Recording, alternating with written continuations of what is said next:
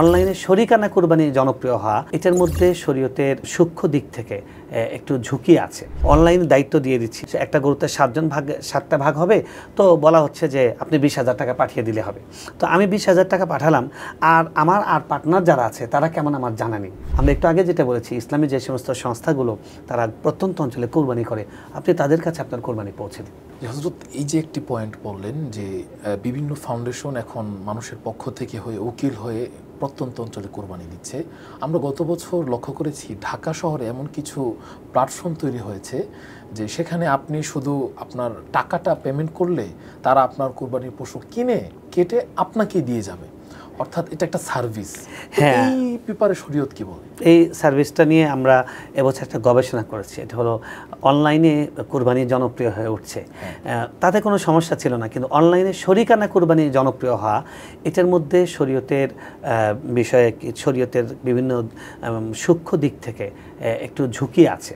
ঝুঁকিগুলোর মধ্যে যেমন ধরুন, আমি যখন আপনার সঙ্গে ভাগে দিচ্ছি কুরবানি, আমি কিন্তু আপনাকে চিনি যে আপনি নামাজি বা আপনার ইনকাম কেমন, হালাল না হারাম। কিন্তু যখন আমি অনলাইনে দায়িত্ব দিয়ে দিচ্ছি যে একটা করে ভাগ কথার কথা, সে একটা গরুতে 7টা ভাগ হবে, তো বলা হচ্ছে যে আপনি 20,000 টাকা পাঠিয়ে দিলে হবে। তো আমি 20,000 টাকা পাঠালাম, আর আমার পার্টনার যারা আছে তারা কেমন আমার জানা নেই। তো এমন হতে পারে তাদের মধ্যে একজন আছে সুদি দাদন ব্যবসায়ী, তার কোরবানি তো আল্লাহ কবুল করার প্রশ্নই ওঠে না। বরং আপনি যখন একটা দূষিত জায়গা গিয়ে বসবেন, আপনি নিজেও কিন্তু দূষিত হয়ে যাবেন। কেউ যদি ওই আপনার একটা ডাস্টবিনের মধ্যে গিয়ে তার কাপড়টাকে পরে যায়, টুপি পরে যায়, ওই টুপি কিন্তু ধোয়ার আগ পর্যন্ত মাথায় দিতে পারবে না। তো এখন আপনি একটা হারাম আর্ন করে যেই লোক, যে সুদ খায়, যে ঘুষ খায়, তারপর হারাম জায়গায় কামাই করে, কথার কথা ধরুন তারা তামাক কোম্পানিতে চাকরি করে, তাদের ইনকাম হালাল নয়। তারপরে সে মদের ফ্যাক্টরিতে চাকরি করে, তাদের ইনকাম হালাল নয়, হারাম, পরিপূর্ণ হারাম। তো এরকম যারা আছে, এরকম কেউ যদি আপনার সাথে পার্টনার হয় যার ইনকাম পুরোটাই হারাম, তো এরকম ব্যক্তির সাথে কোরবানি দিলে তো তার দুর্গন্ধের কারণে আপনার কোরবানি না হওয়াটার সম্ভাবনাটা বেড়ে যাচ্ছে। এবং ফিকহে হানাফির দৃষ্টিকোণ থেকে কোরবানি হবেই না, যদিও অন্যান্য মাযহাবের দিক থেকে একটু ছাড় আছে যে একজনের পাপে আল্লাহ আরেকজনকে পাকড়াও করেন না, সেই ব্যাপারটা আছে। কিন্তু আমি বলবো যে ওই মাসালার বাইরে গিয়ে আপনি যৌক্তিকতা আসেন। আপনি খাবার খাচ্ছেন, এখানে একটা দুর্গন্ধযুক্ত জিনিস, আপনি কি খেতে পারবেন?